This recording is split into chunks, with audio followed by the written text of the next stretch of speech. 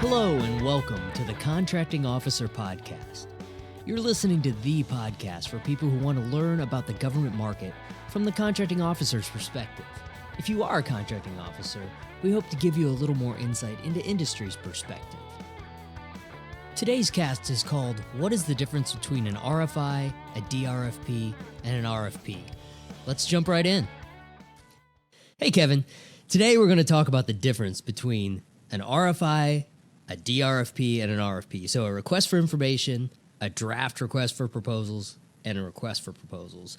We're going to talk about why contracting officers use each one, what they're used for, what information they're trying to get out of each piece, what stage of the acquisition strategy plan that they fit into, what kind of communications go back and forth between industry and the government at this point, and what you as industry or as a CO should be doing in each phase. And this straddles the market research zone and the RFP zone.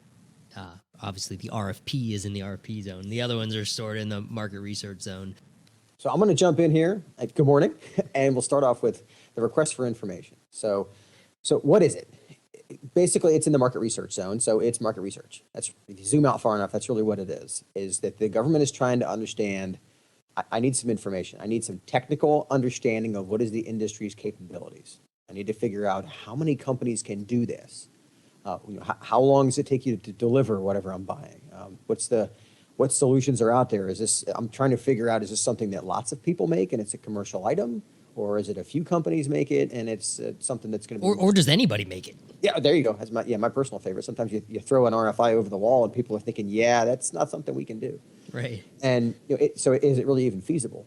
And then can a small business do it? And what's the relative cost? So let's pick an example. Request for information for... okay, this is a fun one. It's an example. So we have vehicles. And it's Special Operations Command, so I'm going to leave a lot of the details out. So it's a vehicle, and we need the vehicle that can do certain things. It can go a certain speed. It can climb a certain height. It weighs a certain amount. It has a certain amount of range. All that kind of stuff. So you think about it. You're a Special Operations guy. You want it to do everything. You want it to fly. You want it to float. I'm being facetious, but you get the idea. So you ask them what's their requirement. They're like, we need it to do everything. Okay, well then let's put an RFI.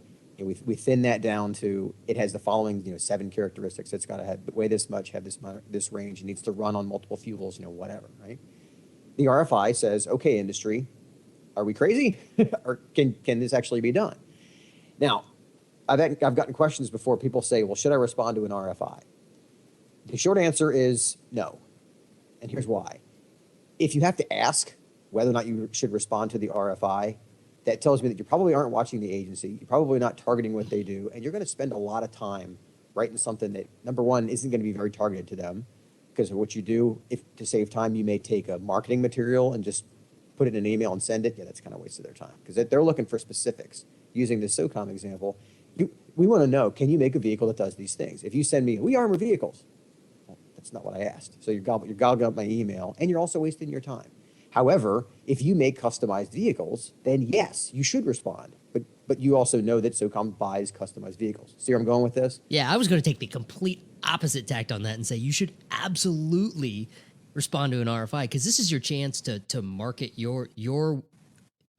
market what you make and actually shape the RFP. Eventually, when they come out to buy something, if they may not realize that they want your thing until you tell them about it. So I think this is... It depends on what you sell. It depends on what they want to buy. But the RFI is an important... This is so early in the acquisition phase that the government can change just about any... Well, not just about. They can change any part of the acquisition strategy at this point, because that's what they're trying to do. They're trying to learn, how should we go about buying this, because we don't know what the market is capable of, like you talked about before. So this is your chance to make your solution what the RFP is asking for. And yeah, this is a fun one, because we kind of see this from different sides. So you're taking the contracting officer hat. You're looking at this from the perspective of the contracting officer wants the information. Please respond to my RFI. I need a lot of information. I'm also taking the industry side, and right. I want the RFP to be so tweaked to me that everybody else doesn't have a chance. And once the RFP's out, we'll talk about that later, but I can't get the RFP changed once it's out. But at this point, I can convince the government to, hey man, the requirements really are this if it's what I make. Anyway, go on. So, and that's a great example of, remember the question I started with was, should I respond to every RFI? The every being the key word there. And I still say the answer to that is no. And you're right. If it's something you've targeted, then absolutely you should. If it's something you're thinking about targeting, absolutely you should. If it's an agency that you'd like to sell to, then yes, you should. But the reason I say start with no is because if you pick up the habit of, hey, it's an RFI, we should respond, you're going to go out of business. Totally agree with you there. It's fun to walk our way through that. If you aren't already prepared for this, responding to the RFI could be a giant waste of time and energy, right? It's like you're saying, if you're not targeting that agency, maybe take a pass. Exactly. So go back to why is a contracting officer putting out an RFI? All that information we just talked about. They want to know, going back to the SOCOM thing, they want to know, can you build this vehicle? And they'll probably figure out through this process, half of the companies that replied were small businesses. Going back to what we talked about, what is it used for? They'll be able to tell, is it a set aside? How much roughly is this going to cost? Does it already exist? In which case, maybe we could do basically modify a commercial item. Or is it something that we're not quite there yet, so now it's a developmental contract, which there are all kinds of forks in the road here. It's like an infinite number of forks. Right. But if you are a small business, this is your chance to say, I'm a small business and I can do this, and convince them to set it aside so that you don't have to compete against all the bigs that have more resources than you. I mean, that's so important. Exactly. So, and we're trying to kind of zip through the RFI piece here, because otherwise this is a 40-minute podcast all by itself. So we're going to skip ahead because we like to give you guys bulleted information here in rapid form. So the last thing we didn't talk about for this is what type of communication is allowed at the RFI stage. Oh, sorry. Okay, I'll do that. Yeah, and the answer is all communications. This is where open communication, it's allowed. It's actually encouraged. You can call people one-on-one. You can have meetings one-on-one. This is where the communication really needs to take place if you're going to have a successful acquisition. And that is a very good point for a lot of reasons. The biggest one is that you can have private conversations, meaning that the industry, like a company, the manufacturer, can actually have a phone call with a program manager, with a contracting officer, with anybody doing the market research. At an industry conference, you get a booth and the guy walks up, the contracting officer or the program manager or the user walks up, and this is your chance to, that's basically what an RFI is used for, right? Is to collect that information. So it's very informal. It's not going to be shared with everybody on the planet. When you send an RFI in, it's going to go in the contract file, but it isn't like a question that's asked during the RFP stage where everybody's going to see it. Right. There might actually be a bidders conference here, and maybe the public questions don't get asked at the bidders conference, but before and after the bidders conference, you can still have those private conversations. Yeah, thinking in terms of the aperture on the amount of information coming in is wide open right now. Got it.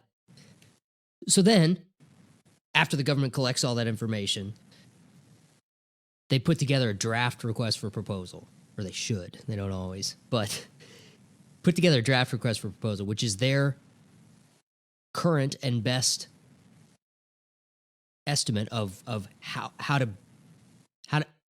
go about the acquisition.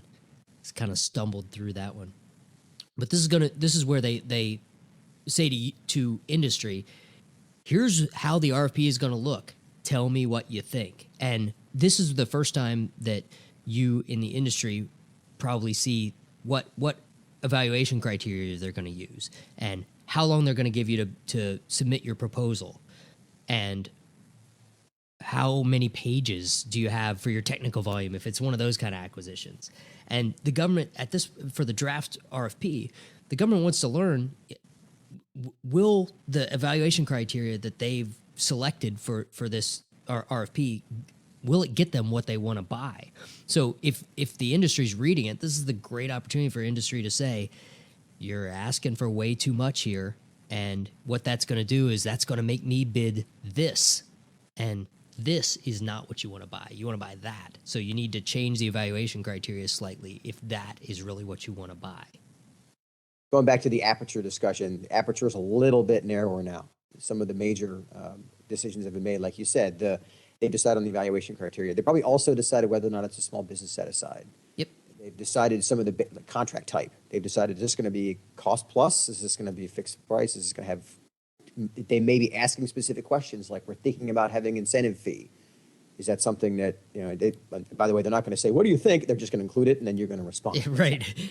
Right. And this is where, if you in industry are reading the evaluation criteria and you think, oh, wow, they totally stacked it for Acme, that isn't fair at all. This is your chance to say, government, you're not, this is not going to be a fair competition. And by the way, there's a completely separate topic to talk about with protests, but if it's unfair, you need to say so now. You don't get to say so when you lose at the end of the competition. That's a timeliness thing, but we have to ignore that now or we'll get way off track. Yeah, into the weeds we go. Yeah, we can drift pretty quickly there. So, and let me jump on what you said earlier about the idea of they don't always do this, and sometimes they should. But that's true. Sometimes it really makes sense. Think in terms of a $10 million service contract, multiple award IDIQ. By the way, that stands for indefinite delivery, indefinite quantity. So they're going to award 5 contracts to 5 different companies, and they're going to compete for the work over the next 5 years. That's kind of a complex arrangement. So that's something you may want to have a draft RFP for. If it's something that they bought last year, they may go RFI and they go straight to RFP. By the way, you can get a copy of the contract by going through the Freedom of Information Act. So the point is the copy of the contract is out there. You can see all kinds of free data. So if this is something that they're just repeating the same process, they're recompeting a contract that was awarded 5 years ago, they may not do a draft RFP. They may do an RFI. Or they may not do an RFI. They may just do a draft RFP because they get some of the same information. The RFI is usually used when the aperture is wide open. When the aperture is narrowed down, like if they've awarded this contract for base maintenance for Patrick Air Force Base, okay, they've had a base maintenance contract for the last 60 years. Right. They're not suddenly going to decide all of a sudden it's going to be a cost plus incentive fee contract. They're not going to do that. They're going to say it's roughly the same thing. So here's a draft RFP. Here are the few things that we changed. If they're really nice and they have a whole lot of extra time, they'll highlight them for you, but don't expect that. And then you'll be able to get the final RFP. So let's just clarify that these aren't all required. So don't get mad at a contracting officer for not using all 3 of them. They might skip the first 2. I mean, it might just be an RFP if they know enough about what they're buying. They being the government. In a lot of cases, they'll just release the RFP because they don't need to learn anything else. And really, and I'm kind of going off of memory here, so don't cut. The lawyers can't come after me if I quote this wrong. They have to do a synopsis, which 2 weeks before the RFP comes out, say, hey, we're gonna tell the world about this in 2 weeks. So they synopsize it, giving you a warning that the RFP is coming out. That might be all you get. Yeah. But again, that's something they competed the last, like when I did. Well, let's pick one. How about pick on grounds maintenance? But we had a grounds maintenance contract for NORAD, the North American Defense System out there in Colorado Springs. And again, that thing's been there for a long time. The grounds maintenance is not rocket science. No offense to those of you who do it, but you get my point. It's the same contract. So we may have come out and said, we're recompeting this thing, and the new talking too fast. We're recompeting this, and it's roughly the same contract. Here's your 2-week notice that we're going to put out an RFP. It's going to be roughly the same. So we're kind of hammering the idea of don't expect to see all 3 of these, but when you do, now you know kind of what they're for. Right. So communication for the DRFP phase, like you said, the aperture's closing. Open communication is allowed. It's usually a lot more guarded. Many times, DRFP, there's a question and answer, a formal question and answer session where you have to submit written answers or through a website, and the questions and the government's answers are published for everybody that's interested to see, so that everyone learns and everyone is treated fairly.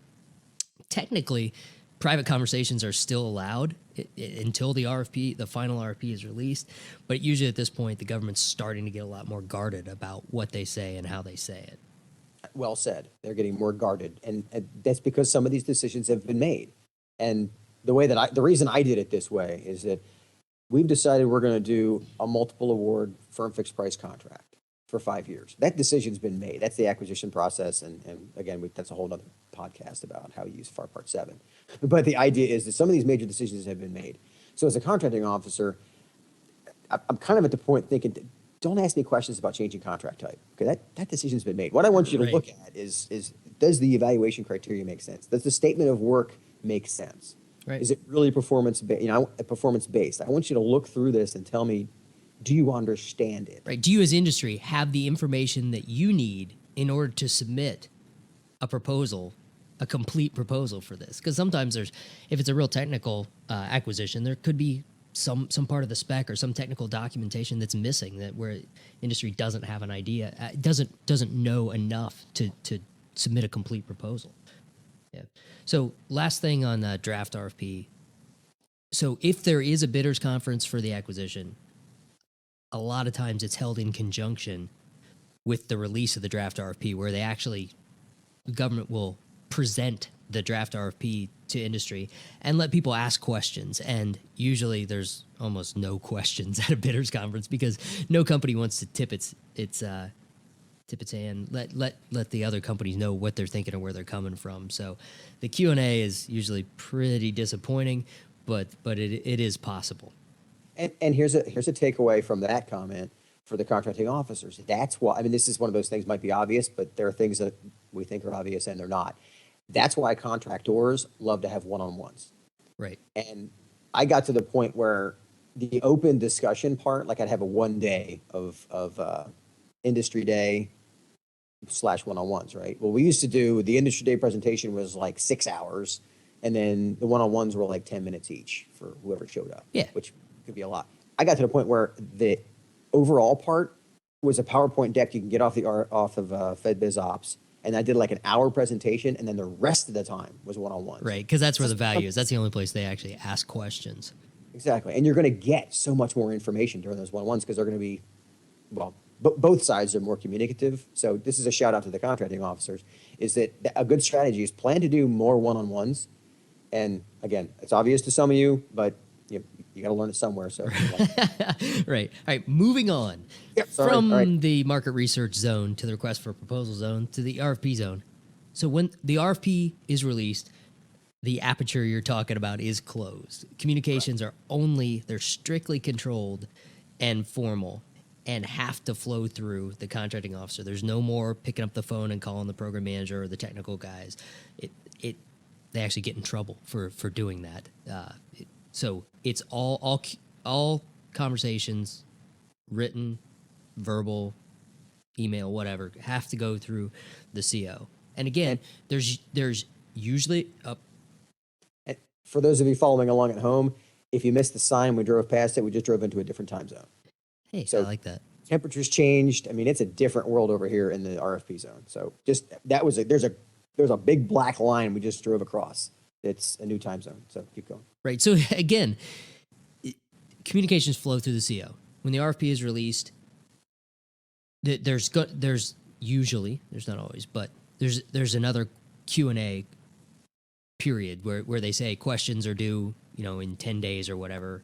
And again, questions are published for all to see, answers are published to all to see. If you have to ask a question, if there's something that's just, if the RFP does not make sense, you still need to ask the question, but you also need to, strategy-wise, you need to understand that some questions could lead competitors to your solution. So I'll get off the Q&A now. So I'll jump in here and tag on to the idea of when someone asks a question in the RFP and the contracting officer says you've only got 10 days to answer it, like you said, there's a process behind that. So the reason that they're only giving you 10 days is because they want to get them done, number one, that's part of it. But also, if they answer the question for you on day 25 of a 30-day proposal cycle, you won't have time to change your course. Right. So, and quite honestly, they may not have time to answer it. Right. And so it's got to be up front. Exactly. So then and you're going to be frustrated because you're like, I asked this question and you never answered it. Well, if you ask it 2 days before the RFP's due, surprise, they're really busy doing other stuff. So it's not that they're trying to control your time and be mean and be lazy and not answer questions. It's kind of a big deal to get some of these answers done because, again, they're going out to the whole world. Yeah. So the RFP is locked down at this Exactly. point. So if a question comes up that requires a major change, they can issue an RFP amendment. And you could have multiple RFP amendments, but you shouldn't count on them. The government doesn't want to do that. It blows the whole acquisition schedule if they have to issue an amendment and start the clock over on the submission time. So Very true. yep. So at this point, when you write your proposal, you have to write to the RFP as released, not as you wish it was, not as the draft RFP said, not as you responded in your RFI, but you have to comply with the RFP.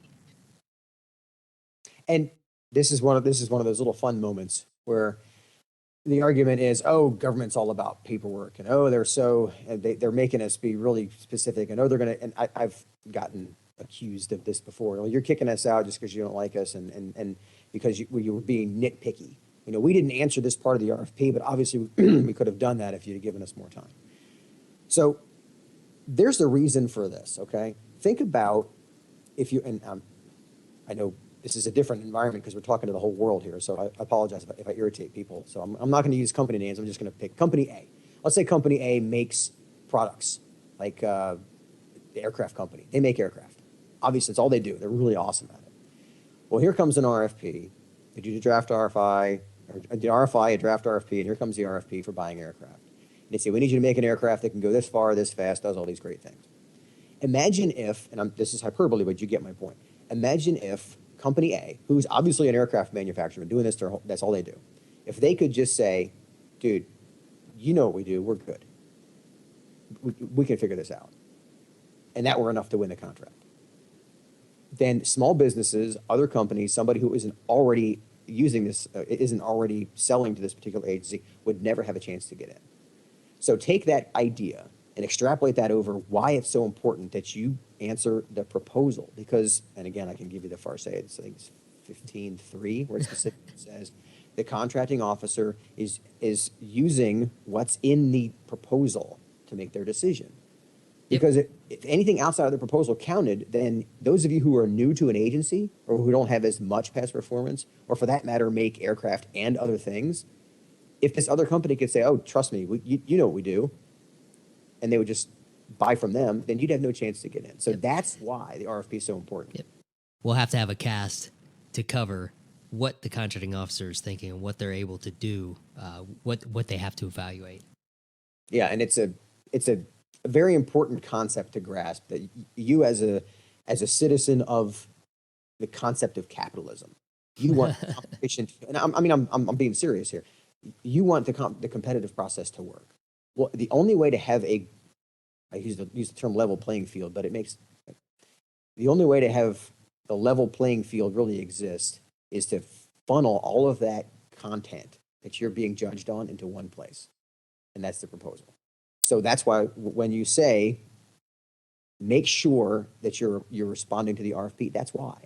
Because all this stuff outside of the RFP, it's all marketing. And I'm going to jump on the 80-20 rule. Remember this whole idea? If you listen to the podcast about the 80-20 rule, it's 80% process, 20% relationships. Here is another glaring example of that. Is that if you don't answer the RFP, if you don't have a strong story, it doesn't matter if you have 4 million followers on Twitter. It doesn't matter if you're super popular in some other industry. Your proposal is what you're judged on. Right. Unlike pure capitalism, where you totally might be selected because you're the most popular or the one they know the best. Exactly. Yeah. So I'm stamping on the podium here, but I really want people to get this because it's an argument where people say you're being unfair. I got kicked out because I didn't fill out this part of the RFP. Well, the guy that won did. Right. I don't see why that's hard. So right. Okay. I love it. Keep going. So to sum up the request for proposals, this is where communications are locked down. Everything has to go through the contracting officer. You actually get in trouble on the industry side if you try to communicate with other people, and the government folks besides the CO will get in trouble and wreck the whole acquisition if they are communicating outside of the CO. There may be a Q&A. There should be a Q&A published for everyone to see, but no private conversations allowed. Except for amendments to the RFP, this is what you need to propose to. You have to comply with the RFP as it's written, not as you wished it was written. And you don't have any chance to influence the selection other than what you write in your proposal. And that's the difference between the RFP and the other phases. Your only chance to win is writing the proposal now, whereas before you're shaping what the RFP might look like. And one thing that popped in my head as you were talking through that is why people can get in trouble during the RFP stage. Yeah. So look, what happens when you email someone who might be on the source selection board? If you email them and they email you back and you're having a conversation, they may not be able to be on the evaluation board because we'll do a separate podcast. They burn themselves. But we'll have a separate podcast that talks about this. But in simple terms, they've tainted their ability to be objective. Yeah.